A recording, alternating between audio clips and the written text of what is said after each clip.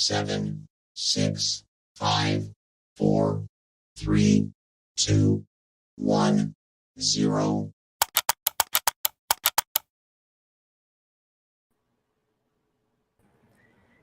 Hey, what's up, fam? Welcome to the first episode of the Two Goats Show. We're your hosts, Miriah and Steph. Steph, what's up? How you doing? How's it going, Miriah? I've had better days as far as, 49ers news, but I was just telling you, as content creators, you can't ask for anything better than this. Yeah.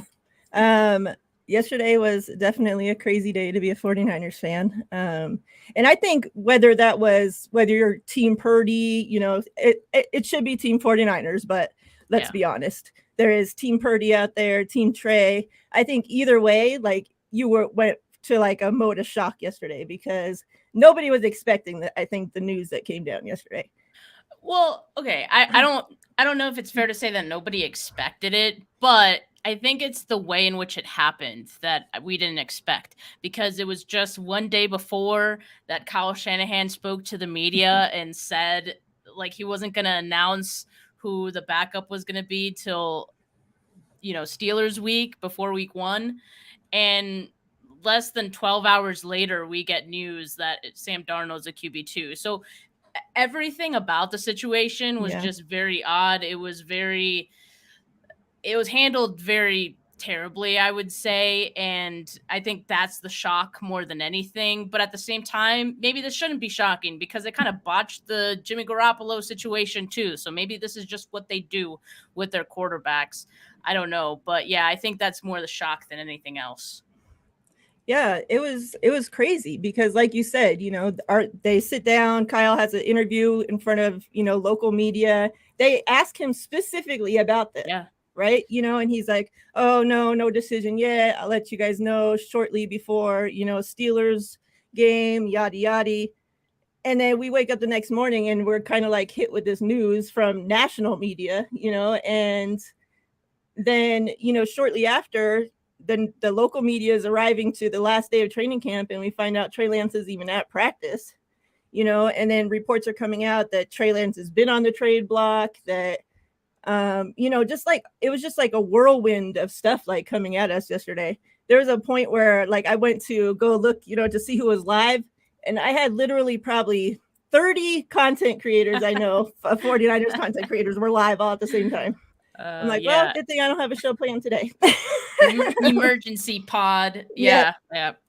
And I wear this shirt on special occasion, the This Is Fine meme shirt, and so I thought it was great. It was a good time to wear it today because it was just an odd situation all around. You said it. I mean, the fact that he didn't show up at practice, and then the fact that afterwards John Lynch this morning, who had his interview on CanBR, probably also pre-recorded, talking about how he didn't think any of that was going to get out. What did you think was going to happen? Literally, like within an hour or so from the news breaking, Trey Lance was not at practice, and according to Kyle and John, that was their own, I guess, mutual decision that he wasn't going to be there. So at some point, this was going to get out. How do you say you don't know, or you didn't think it was going to get out? I think, I don't know why, but I think a lot of people have speculated that they wanted it to get out. So I don't know what reason, what for, but yeah, the whole thing, them not like showing up to talk to the media, that day at all. You send 2 defensive players out there, thank God for Fred Warner because he's such a saint for this team. He has to go out there, the first person, and get hit with all the questions. And it's like, it's like, how they could have just canceled those. I mean, even Matt Mayoko is being critical of how they handled it and how like they pretty much tried to sidestep like talking about it publicly, aside from the, like we said, pre-recorded KNBR interviews. I mean, it just seemed like they weren't trying to face the music. They didn't want the smoke, and it just looked bad on them because it almost makes you feel like they know this was, messed up, and they were not ready for the questions that they were going to receive from local media. They'll have to face it eventually. No one's going to forget. But I guess they'll have better prepared answers for when that time comes. You know, like, I guess my mind kind of went to, excuse me, to the point where it's like this was supposed to be a competition, you know, from all accounts, right? But yet you announced the winner of the competition yesterday before you even play the third preseason game. Right. So you announced the winner before the competition would even be officially over. And you say that Sam pulled up away from Trey 10 days ago in training camp. Right. The timelines don't make sense, right? Because, I mean, John Lynch, I think he said he was asked about Diana Rossini's report that the Vikings had, you know, called about Trey Lance at some point in the offseason and all that. They talked. So he denied that. Even though they did admit to taking calls about Trey Lance this offseason, doesn't that alone, those two things, clearly John Lynch's line about that report, Rossini's report, being false, clearly. And Rossini's report, for you guys that don't know, was that they had been shopping Trey Lance all off season. So John Lynch says that it's false. We know for a fact that they were listening to calls, you know, before the draft. So the math ain't mathin', you know, it just doesn't really make sense. And I think, you know, you hit the nail on the head. There wasn't really ever a competition. They had already made their minds up. It was going to be Sam Darnold, because if not, why would you entertain these offers? Why would you, you know, be listening for trades on Trey Lance? And why the first thing that we hear after Sam Darnold is announced as the QB2, we're exploring options for Trey Lance. What the hell does that mean other than a trade? Make it make sense. Because you're not going to just cut him, right? I don't think there's a world out there that the 49ers just cut him. There's a world, but it's a stupid world, and it shouldn't exist. And I mean, I shouldn't hold nothing from the 49ers at this point, you know, like them doing shit. But I couldn't see that. No, I don't think so. They would spend more money, I think, in cutting him than, you know, if they traded him. It just wouldn't make a whole lot of sense. So do you think that once they got Sam Darnold, Trey Lance was officially out of the plans? Or do you think that it was once Purdy came back healthy and they knew that he would be available, that kind of scooted Trey Lance out of plans? Like, where do you think that the actual timeline in your mind is? That's a good question. I mean, I think in both scenarios, Trey Lance was like the last option, you know, because we heard from several different national media guys, several different people who aren't really like linked into each other as far as, you know, I don't know, media goes, saying the same thing about Sam Darnold, that like, oh, like I have a really strong feeling, like I think Sam Darnold's going to be the starter. Like one day in the training camp, like people are already coming out with those reports, you know? Way even before training camp. This stuff was happening back in March. And that's what was so crazy about it, even back then. And I kept telling people, like, why are we saying these things in March? But clearly seeing how it all played out came from somewhere. And so, yeah, I think Trey Lance, it felt like he was just an afterthought. And I don't know exactly when that happened, but yeah, definitely as soon as Sam Darnold came into the picture, yes, I think they signed Sam Darnold partially because they weren't so sure about, you know, when Brock Purdy was going to be back. But I think with the intention of, if Brock isn't back, Sam Darnold's going to be the starter. Like, and that's so crazy to make that decision before you even see him step on the field for you. Like, that's what's so crazy to me. It's not crazy if all of this played out and that ended up being their decision, but it really does feel like this was premeditated a bit, right? And yeah, and I see a lot of fans this whole time. I think people have been questioning, like, did Kyle even want Trey? Like, but it keeps going back to, well, Kyle has the ultimate decision. Prior to the draft, yes. Right? John Lynch even said Kyle's going to have the decision. That's his area of expertise. Yada yada. That's his offense. That's his team. He's going to get his guy. But and then even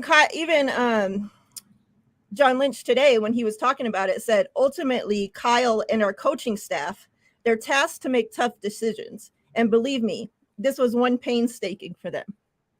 So, like, it just doesn't make sense. So, from all accounts, it would seem like, okay, Trey was Kyle's guy.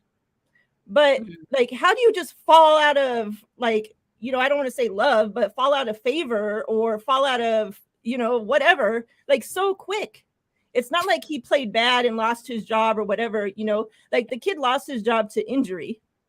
And then, okay, Brock came in, played great. Okay, he's quarterback one. But to then just take the guy that you named a starter of your franchise last year and make him all of a sudden QB3, like, that's less than a year. It just doesn't make sense. Yes, that's a really big fall from grace, right? Like, and guys losing their jobs over injury, that happens all the time in the NFL. Mm-hmm. So that's not like really surprising or shocking to anyone. And Brock played great, all this stuff. But I mean, you said it, from going from being the starter to now to competing for the backup spot and then losing that competition. Like, how does that even happen? Something's just not adding up. Something's not adding up. Somewhere along the lines, like, we were told something that wasn't true. Mm-hmm. Obviously, clearly. I mean, I keep going back to the whole thing. Oh, Kyle was drawing up plays for Trey Lance after Fields' pro day. And it's just like, what happened to that? Like, that was not, like, that was a lie. Did the wrong kid show up? Like, like, from all accounts, he's a hard worker. He's put the work in. Yeah, we know injury obviously plays a big part into this, but it just doesn't. You put up with Jimmy for how many years being injury prone and not proving shit when he was out there, and it's like, and now this kid, he gets 3.5 games and you're just so quick to throw him out the door like he's a piece of trash. Like, it just doesn't make sense. Another thing to add to that is that John Lynch, when he spoke to KNPR today, he said Trey made incredible leaps and bounds this year. I think his games showed that. I really give him a lot of credit because we didn't like tailor an offense that highlights what Trey is able to do, but I think he grew from that. I don't think John said those words and thought, oh, I probably shouldn't have said that. Mm-hmm. Probably shouldn't have said that, because what that told me is, one, I mean, going back to that quote or, the rumor, whatever it was, I think it came from John Lynch that time too. Mm-hmm. I'm pretty sure that Kyle Shanahan was, drawing up plays for Trey Lance. What happened to those plays? Yeah, like, they flew out the plane window. What? Yeah, seriously. So it doesn't make sense. But I think it was obvious to us that clearly, like, the 49ers didn't really have a plan for Trey Lance in this offense. And they tried to fit a square peg into a round hole, right? And it didn't work out. And so that's where the mistake lies, is right from the point they made the decision to draft him. It was, I think it was a failure mission this entire time. He wasn't going to succeed. No, and I always go back to before, once the 49ers traded up to 3, so many of the talking media out there was, oh, whoever the 49ers draft is going into the best situation. Right. Yeah. And yet, obviously, that's far from what the case was. So was it whoever they drafted besides Trey Lance is going to the best situation, or because obviously, I don't know.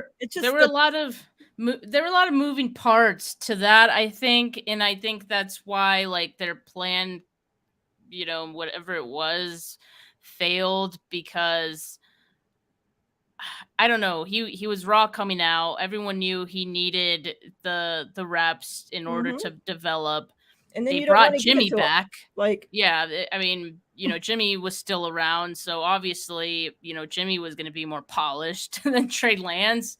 And the locker room liked Jimmy too. So it never made sense.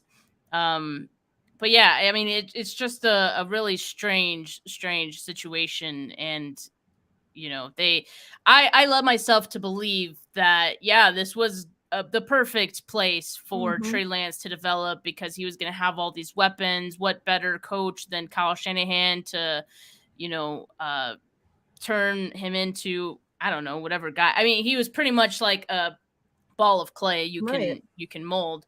And so, yeah, I kind of looked at it very bullishly at the time as well.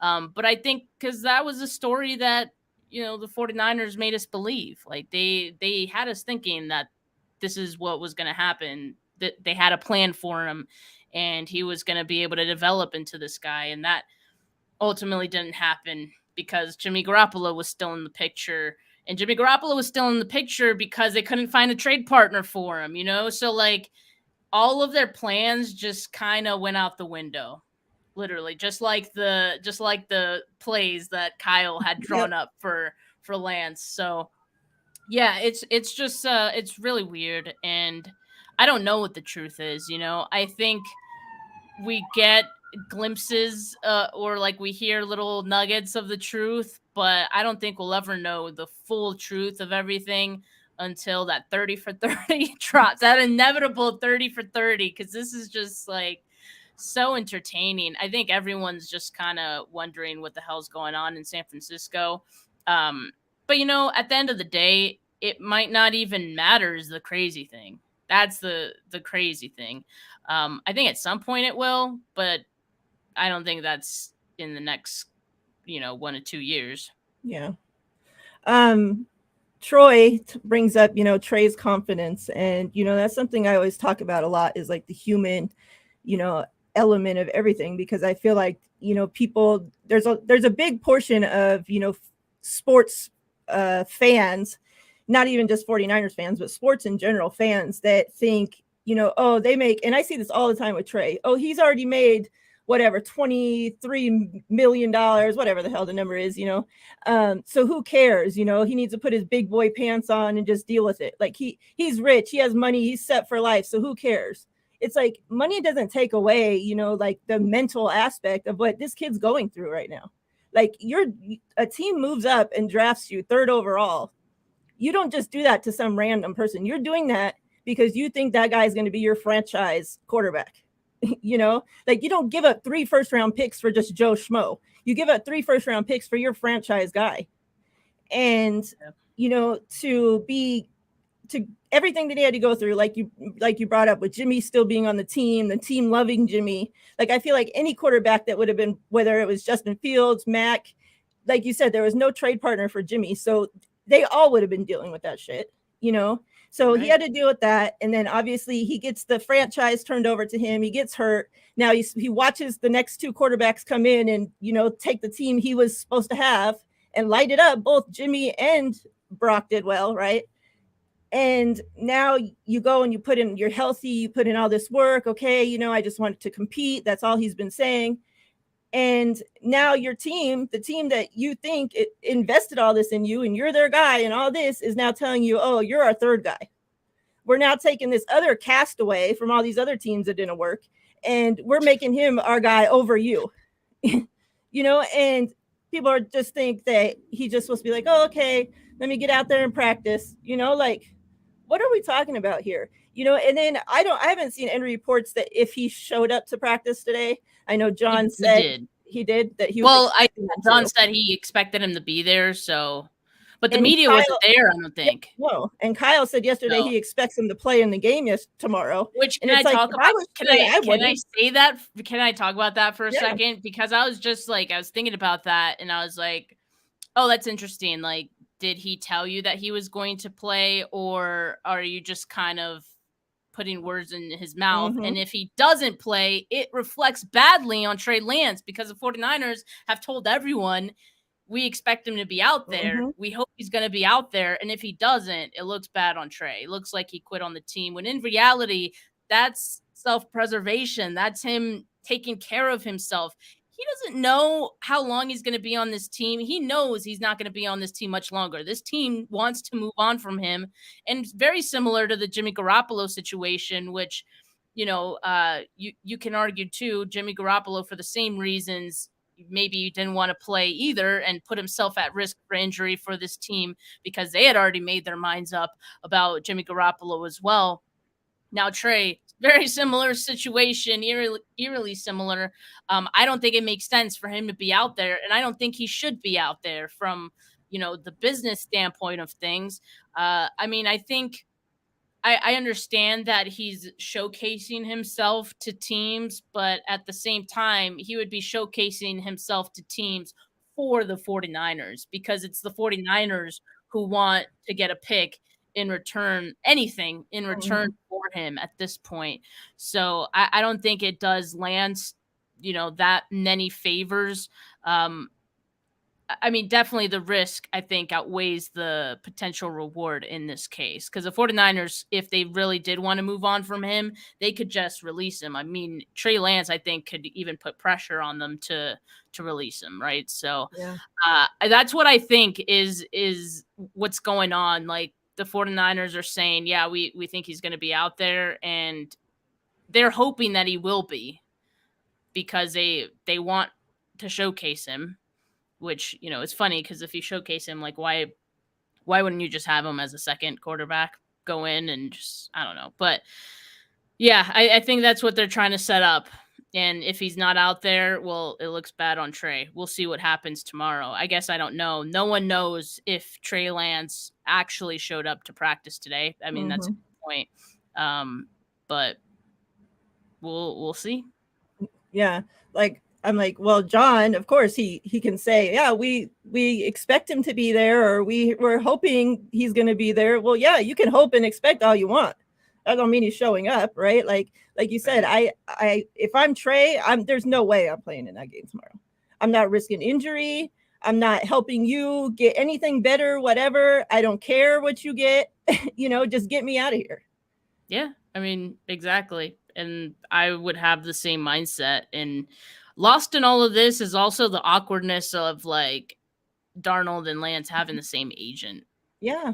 And, like, I have questions for the agent too, because, like, why would you let Sam Darnold sign in San Francisco, knowing that, you know, your other client, Trey Lance, is there, and they're going to be competing for, like, the same? That's so odd. I don't like, know. one of your clients is going to be jobless because, you know, you let one of your other clients sign there. Like, yeah, something like, if I'm Trey, I'm firing that agent. I'm getting a new agent first, right off the bat. especially if all that we're speculating and all that we've heard, that the 49ers had made their mind up that they were going to, you know, choose Sam Darnold as their backup. If that was the case and the agent knew, you just screwed over your other client, you know? Like, I mean, there's no two ways around it. Someone was going to get screwed in this situation. So, unfortunately, it was Lance in this case. But yeah, I mean, I wouldn't have a lot of trust in this agent if I'm Lance. Just a very awkward situation. Let's rewind it back a little bit, because you were at training camp, you know, for how many ever days. You know, we know a lot of people that were at training camp, and most reports coming out of training camp were obviously neither Trey or Sam were blowing anybody out of the water by any means, right? But I would say, and we know that the reporting has been crazy the last few weeks too, like, with all the numbers have been different. People are adding in stuff that other people aren't. So we know everything's all over the place, but there was never a lot of news coming out that would have, and, you know, and I had mentioned this earlier, that, you know, the reason, like, I was very surprised that they named Sam Darnold, you know, quarterback 2, because the news, and I don't know, maybe it's just the people I listened to, or the news that I gathered, or the info I gathered. But I would say maybe 2 people out of everybody I know that was there had Sam Darnold like above Trey Lance. Yeah, I mean, okay, I'll say a couple things about that. I do think that there's some bias within fans, within like content creators who are there. And they're naturally, I think, going to lean towards the player that they like. In most cases, I think it's Trey Lance. That being said, I think that Sam Darnold didn't do anything special. I didn't think Trey Lance really did anything special either. There were days even Brock Purdy didn't do anything special, you know? Like everyone was just like like even the good days were like yeah, that's fine. That's good. But yeah, overall like none of those guys were blowing anyone out of the water. So at the end of camp, and I was out there 5 days. I went to 4 practices. So make of that what you will. It's not the full sample size of the entire, training camp. And certainly 10 days ago, which is when Kyle Shanahan said that Sam Darnold started to separate himself, no fans were there. It was just the media that was there. But I don't even know if I saw any media who was there talking about, ooh, Sam Darnold. It seems like he's really starting to get an edge on Lance.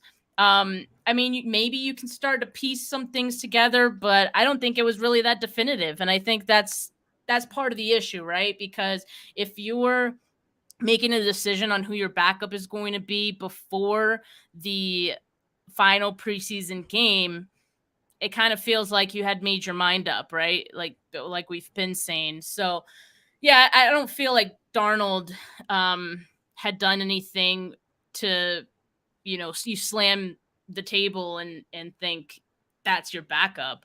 Now that being said, like I've been saying this based on the preseason games, and also I think, some of what I saw in practice. I think Sam Darnold, I could see him being what the 49ers or Kyle Shanahan would like, because he got the ball out quickly. I think he could execute, the plays. He could get the ball to where Kyle Shanahan wants it. And that's a huge part. That's a huge part of the offense. That's a huge part of getting Kyle Shanahan to trust you. And I think, like we saw, Trey Lance struggle with those things. Like the hesitancy. There was so much hesitancy in the first game against the Raiders. That was a huge issue. He made strides. Like he made a lot of improvements in the second game against the Broncos. And he also led, 2 scoring drives, right? So yeah, you saw the improvements, but at the same time, I could see the 49ers thinking that Sam Darnold had the higher floor. And when you're looking at like a backup quarterback, like to play devil's advocate in all of this, I think Sam Darnold is probably better suited to be a backup quarterback for that reason. Another reason, you saw Trey Lance need reps, several, like almost a drive or two to get settled in every time he was out there. And that's because of the inexperience. That's because he's not fully comfortable when he goes out there. But at the same time, like if you're making a decision on who your backup quarterback needs to be, I'd feel a little iffy about Trey Lance, the guy who he needs time to even get comfortable, that being your guy, because backup quarterbacks are just guys who ideally, they go in for a few snaps. Brock Purdy needs to get something taped up. Okay, go Sam, go, whoever your backup is. And, they could maybe finish a drive for you.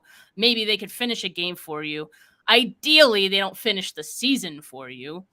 That is where this could become a little weird, because I don't know if Sam Darnold's the kind of guy who can finish the season for you and you feel great about it, so that's the concern. I understand that concern from a lot of people.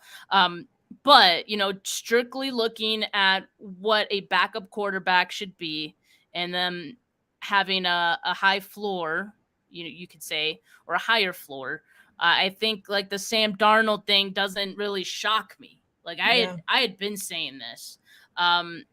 So that's pretty much what I saw. That Sam Darnold just had the higher floor, and that's it. because Trey Lance, while he did flash some good things, he flashed things that looked better than Sam Darnold, obviously. But he also looked, when he made mistakes or, the hesitancy, all these things that we talked about that looked bad. Think about the Raiders game. All those things were worse than what Sam Darnold was doing. Yeah. I mean, I don't think any, objectively can say that's not true. And so from a team standpoint, when you look at that and what the 49ers are facing, which is potentially a Super Bowl NFC championship, season, that's what they're hoping for. I mean, you got to go for high floor. I know it's a crappy situation, but I guess in that sense, it didn't really surprise me all that much. Yeah, that's true. And, and I was at that Raiders game, and I wanted nothing more than Trey to just come out and, just prove everybody wrong. Just show them what you got, kid, And, man, I was really surprised, by what I was seeing out there, those first how many ever drives when it's just 3 and out, 3 and out, 3 and out. This shitty ass Raiders team is, the defense is eating him up. And, just hearing what the Raiders fans sitting around us were saying about him. And I just felt awful, and I think that's more of I guess, using my brain. Yeah, I could totally see them having Sam as a quarterback too, for every reason you just laid out. Right. Yeah. And another thing that I think maybe comes into play a little bit, because remember when Shanahan first got here and his reasoning for getting rid of Kaepernick was because the distraction. He couldn't be a backup on the team because he would be too much of a distraction as a backup. Point. So we saw this last game when Trey went into that game after Sam Darnold went out, how that place erupted. You heard it on the TV live broadcast, so, yeah. At what point do you have to, do what's right? This whole time we've been mad at Kyle because he just didn't do what's right, whether it was do what's right by Jimmy, not going and looking for a new replacement every day, just, locking down your guy, showing him that he's your guy, confidence, all this shit. Then you didn't do it, Trey. Well, maybe that's what he's trying to now do with Brock. He thinks, okay, I got my guy. Let me get rid of the distraction. We know that this fan base loves Trey Lance, obviously.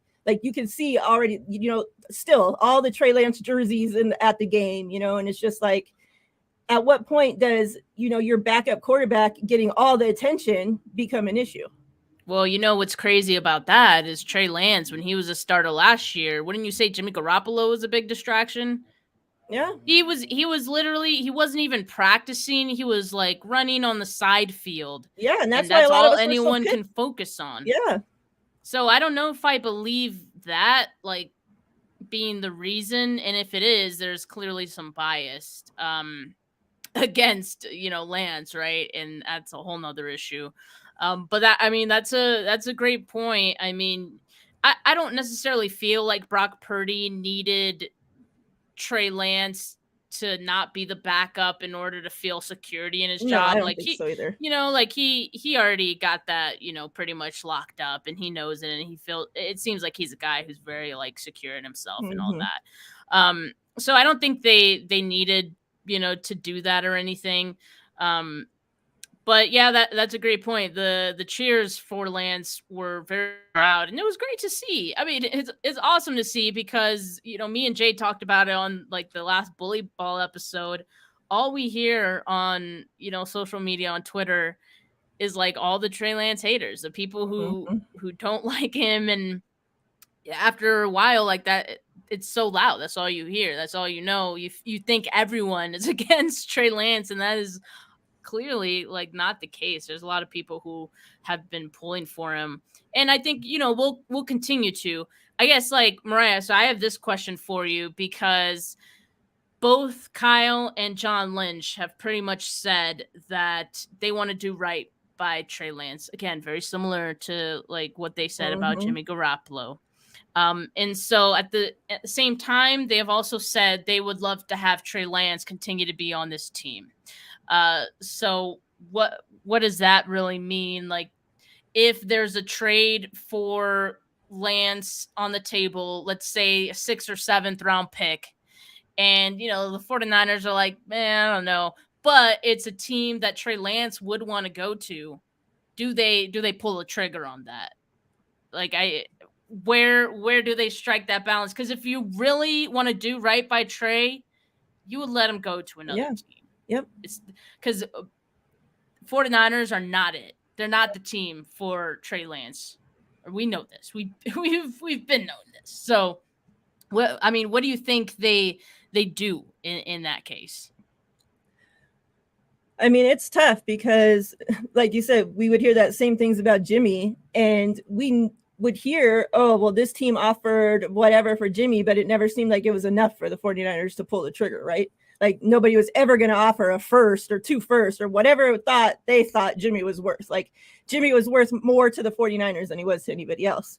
So do they still feel that way with Trey? You know, like you said, if a team offers a 6th, are they just going to laugh it off because you invested so much into this kid?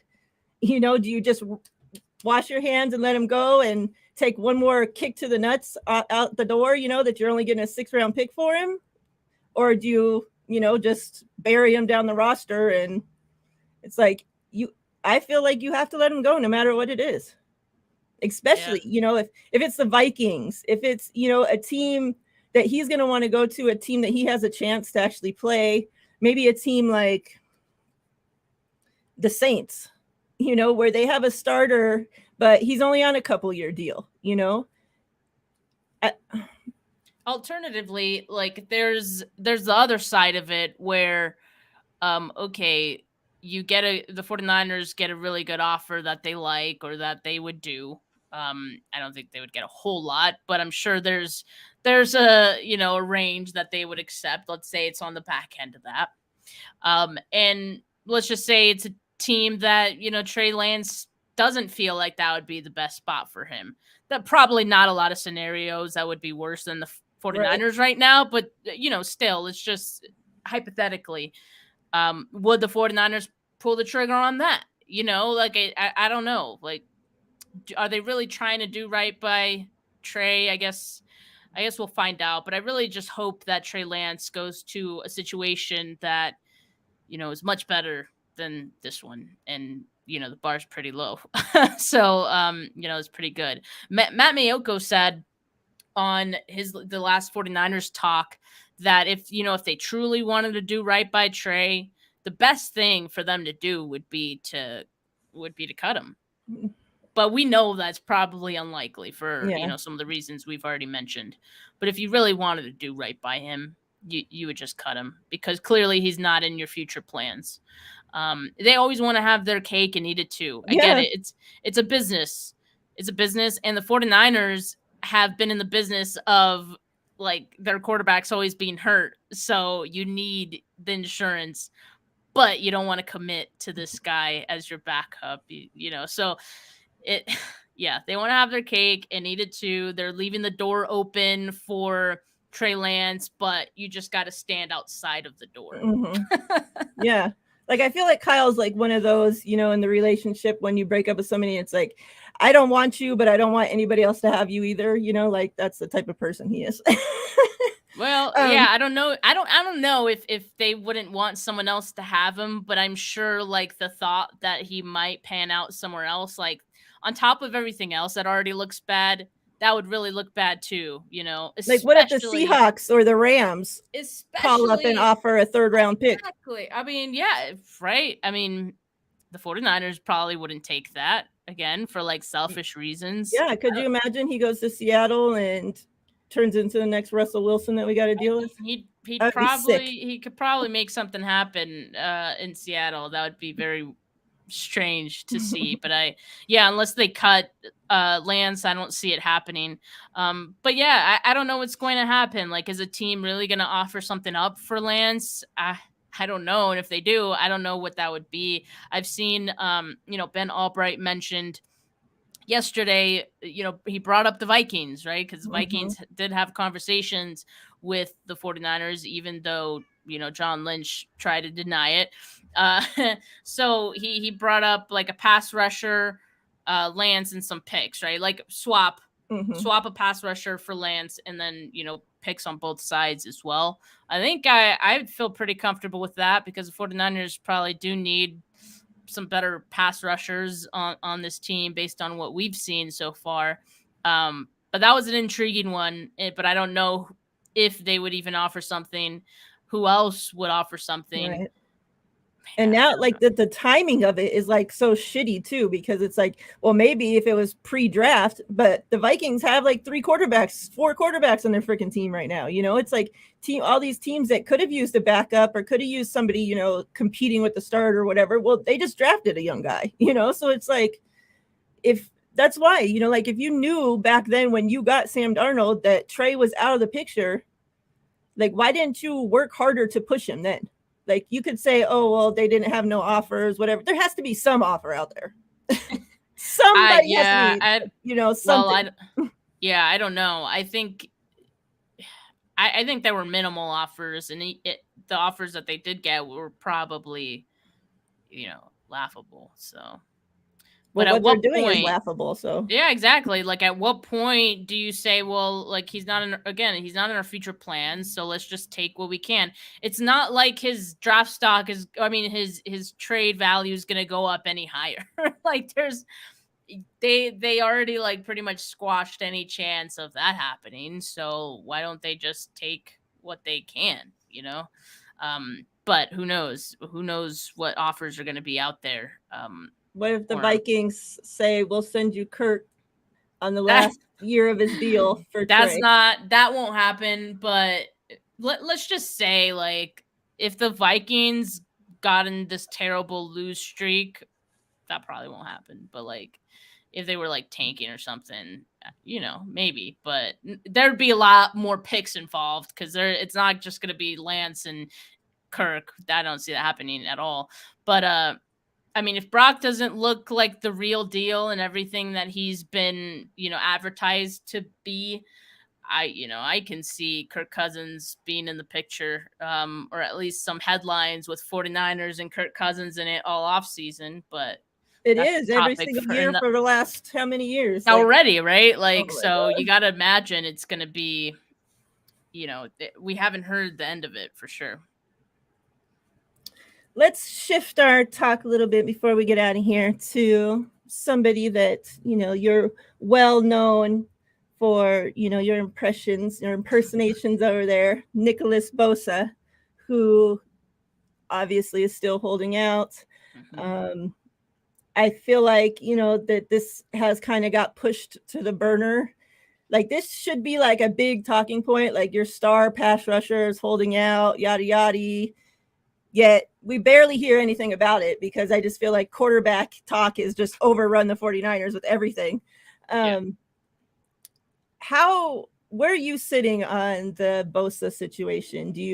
Are you worried? Do you think he gets signs before the start of the season? Do you think he's going to be in football shape enough to play? What, you know, do you think he holds out into the season? Like, how far do you think this thing goes? So, for one, I do think I do think an extension will get done eventually. I have always thought that. But since the beginning, like all off season, I've thought, okay, yeah, it's going to happen in August. You know, Kittle's was done around like August 15th or something like that. So I would be fine with that. And I think when I start panicking would be if he's not signed by the 3rd preseason game. And we are now a day away from the 3rd preseason game, and we still have not heard anything. Because at this point, and the reason why I gave that like soft deadline was because week 1 is approaching. You know that Nick Bosa, you know, all his conditioning, you don't have to worry about that. But conditioning and being in shape and being in football shape is completely, game shape is completely different.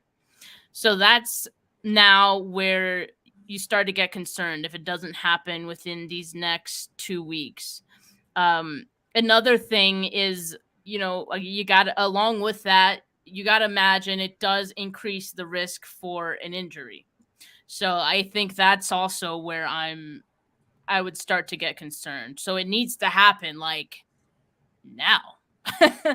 And if it's not done by tomorrow, yes, I'm very concerned for a number of reasons. I think he'll be fine, but at the same time, if this doesn't get done, you certainly run that risk of him not being fine, having a slow start to the season, potentially injuring himself. And a number of other things. I do think it could go into holdout. I mean, we've seen how the Bosas operate. They're businessmen. Yeah. They will get the money that they're looking for, and they will hold out to do it. And they have the power to do that because they're freaking talented players. Mm-hmm.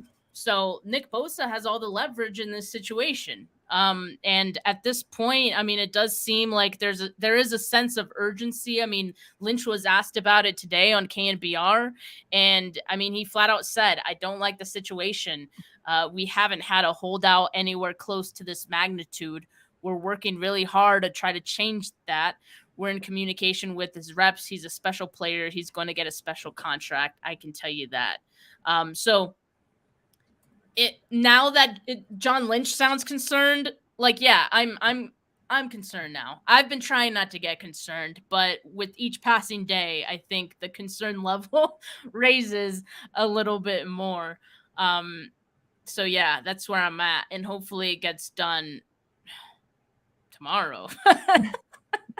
Yeah, I think when was it, Monday or Tuesday? We've seen that Nick Bosa is in New York, and everybody's putting together the pieces. Like, okay, well, his agent's in New York, and this and that, and it's like still crickets, And two, like, I'm not really on Instagram, but I think that's where Nick Bosa had posted it, if I'm not wrong. But from what I heard is that he doesn't post like things very often, and hadn't posted something very often, and then post that picture in New York. So it's like, okay, well, what is this, And I said, he could just be out with the hose, and, the faithful are just here going crazy, So, I mean, obviously he still hasn't signed. It's still the off season for him. So, yeah, he might be lifting some different kind of weights. We don't know what he's doing. Keep in shape, But yeah, I don't. You said it, all the things, that these are the Bosas, you knew that this, should be the record-setting defensive deal, right? He wants to be the highest paid, yada, yada, yada. We knew all these things, yet it's still taking all this long. Like, it did and we've heard Kittle come forward before, Fred Warner, that the negotiation period sucked with the 49ers, that they came in with shitty offers, and it's like, you made your players feel like shit. And are you pulling that shit with Nick Bosa? That's why you're not getting a deal done. And it's like, why? You know that you have to come forward with the money. He's not going to settle for anything less. So that's why it's like, you knew this for how many years now? You had to get prepared for freaking Nick Bosa's contract, and it's still going to take into the freaking season. Like, it just doesn't make sense. Gammon, shout out to you. Says, my biggest worry at the beginning of this off season is now my biggest concern. I try to be glass half full on most topics, but my glass is empty with regards on this O-line. Can the line keep our quarterbacks upright? I think not. How you feeling about that O-line?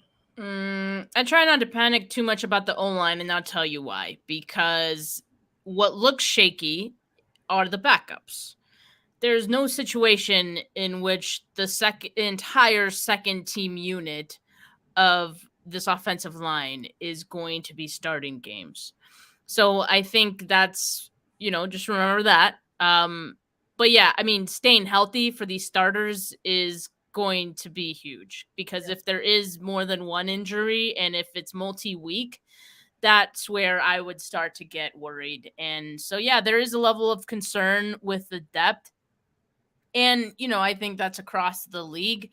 But some of these guys just don't, I don't know. There's some guys that maybe have flashed in the preseason, but no one, I think, that gives me confidence that, if one of these guys went down, this guy is going to be able to take over. At the same time, though, this offensive line is very scheme friendly. Like, it'll mask some of the deficiencies of some of the offensive linemen.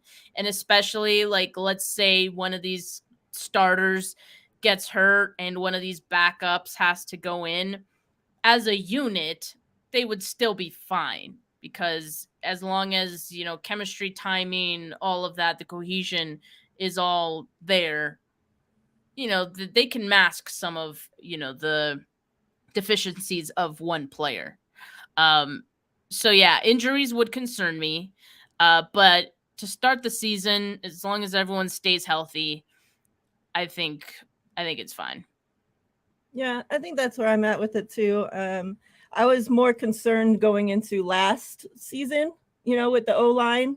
And then, because we had Banks, we had, Burford, like all these new pieces. McGlinchey was hurt, and yeah, like you said, it turned out fine. So I think that's why this season I've kind of just, it creeps up the concern a little bit. I think about it from time to time, but I'm like, okay, well, that is a place where they've showed me, in the past that I can be confident in them, and it's just really one new guy, right, that we're adding to the piece, McKivitz. And it's not like he's new to this team, right? Exactly. He's been here, he's been working with these guys. So, but yeah, if somebody goes down, who do we have filling in? That's the scary part. But I think that's with most positions, right? Right. I think we've been spoiled on this team because our depth has been so good for the last how many years. But like I listen to other teams' podcasts and other fans of other teams talk, and they're never talking about their backups of any positions, as much as the 49ers do. Like it's very. But why that is? Because the 49ers always deal with injuries. Yeah. So we're kind of like conditioned to always be looking at the backups and thinking ahead, know. So yeah, that's where it comes from. Yeah. And it's like we're like there's trauma in it a bit. But yeah, hopefully these guys do stay healthy. Gammon asks over under Trent Williams plays 15 games. Is that including playoffs? I mean, does that include playoffs? If it includes playoffs, I'm going to go over. I don't like if he's not known to miss too many games, really. And if he does, hopefully it's just like he misses like 2 weeks, and not consecutive, hopefully. Because the left tackle I think is what concerns me. Jalen Moore, I think it doesn't really. He said regular season. So yeah, plays 15 games. I think I'd put him like right at 15 games. Like, don't have it over or under for that. But yeah, I mean, Jalen Moore, hopefully he doesn't see too much time. We'll see. We'll see how the guys look. Make the team this year? I mean, it certainly seems on the depth chart, like where he's at, that he will. I mean, I don't know. Who's going to be their swing tackle? I don't know. Like, I hope Bill Manning makes it because he's flashed, but also he hasn't really gone up against better talent either. Right. He's going in at the end of the games, so maybe he's good enough to be a backup. We'll just have to see. But I'm looking forward to seeing how the offensive line looks in the third preseason game. Maybe they're slightly better. Maybe some guys flash. We will see. Yeah. Let's talk about that game tomorrow, and then we'll get on out of here. What are you expecting to see? How are you expecting that they're going to play our starters? What, a quarter, a half? I don't know how long. Maybe we still know, right, that there's like probably a handful of spots that there's still maybe the quarterback battle's over early. But some of these guys are still battling out. Like in my mind, I would think. So what are you looking for in this game? I think I would like to see Brock get a full quarter. But I could also see him just getting a few drives, or a few series. Maybe that could take up a full quarter. And if it doesn't, sometimes they count like how many series they get. Sometimes they count just the quarter.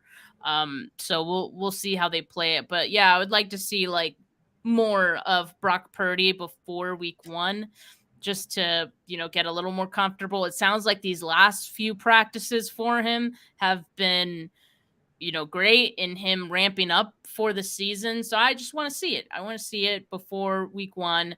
I mean, this is really your last shot to ramp up before that week 1 game. And with all the slow starts that this team has been accustomed to these last few years. I think this last preseason game is your catapulting, spot to bring that energy to the third.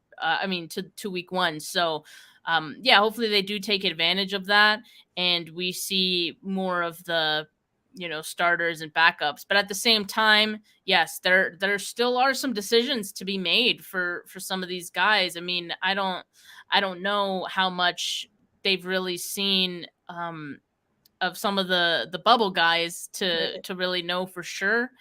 So we'll see. It's interesting because since they changed like how the preseason, well, not how the preseason works, but since they've changed how like when the cuts happen, maybe this third game looks a little bit different than it has in the past. So I don't know if that means we see more of the bubble guys or less. I guess we'll find out tomorrow. But I'm looking forward to all of it and seeing who does make a case for themselves. Yeah. I'm with you. I would like to see, obviously Brock play. Although we did see him a little bit this last game, like we got to be honest with what we saw. Like most of his passes were at the line of scrimmage, like short passes. So I would like to see, like air it out a little bit. Like, let's see that, the real Brock is here. Like, not just some injured guy. So I would like to see the real deal. Brock Purdy, please show up and get at least, most of our starters in there to get hit a little bit, and they're just because I feel like, and I don't know if it's just since they made it only 3 preseasons games, but we know that under Shanahan, the team starts slow, and I feel like all the other teams, they've been playing their starters throughout, these preseason games. So is it because we don't ever play our freaking starters, hardly ever in the preseason, that, they're having to use week 1, week 2 to, build up into football shape and all this shit? I don't know. There has to be some reason why we are always starting slow. So yeah, I would like to definitely see our starters out there a little bit. Obviously the old guys like Trent Williams, maybe, a couple plays, but obviously his position. Fine. I don't need to see him. Yeah. The only reason I would like to is because there is a new guy on the offensive line and we know that they have to work together as a unit. And I feel like, if Trent's continuously not out there and he's taking vet days in practice, and how are they working together if Trent's not even a part of it, Yeah. But yeah, obviously we don't want to see him get hurt either. But yeah, I'm interested to see like what the tight ends do. I think that battle, obviously, glad to need to have another good game. But yeah, he had a good game, so it was kind of scary. Like, is this going to be another 3rd round pick that's, not going to make the team, or, like I really hope he, has cleaned it up and is doing better and, does something in this game. And then the battle for the slot corner, I want to see who do they start there, like, do they have Lenore working that, or are they having him outside? How Ambry looks, some of the younger guys too.